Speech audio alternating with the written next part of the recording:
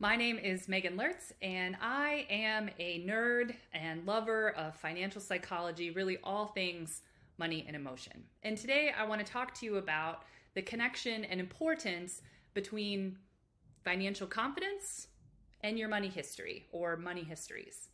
So, where do these ideas begin to collide? First, I'm happy to be introducing you to some work from a great friend of mine, a research colleague named Dr. Timmy Joy Jorgensen.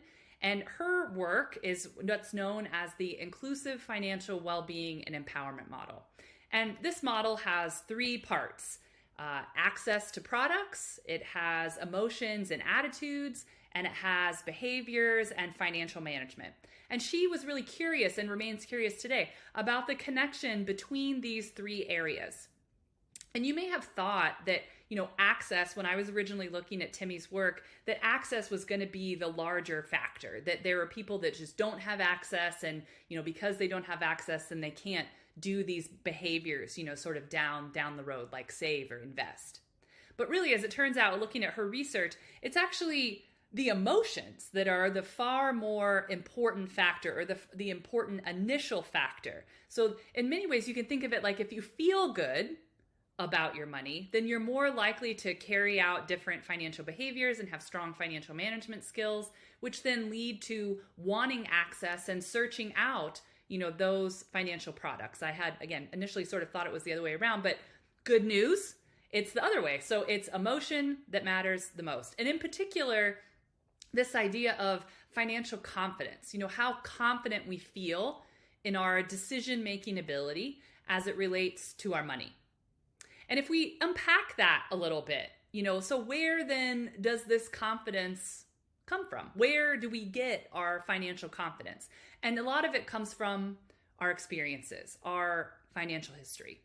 And I want to talk about that from a global perspective at first. Imagine, or I'm sure you've heard about people growing up in the Depression. And my grandmother was one of them. And she does things like saves all of her plastic bags and reuses them. She will reuse pieces of tinfoil. This sort of scarcity mindset, this distrust of the banks, needing to rely on yourselves. She certainly has confidence in her ability to be resourceful, and has less confidence maybe in the banking system and larger financial institutions and things like that. Flash forward to things like the dot-com bubble, or the housing crash, or COVID. We are still researching today on how these global financial histories impact people down the road and their financial confidence as it relates to spending, saving, investing.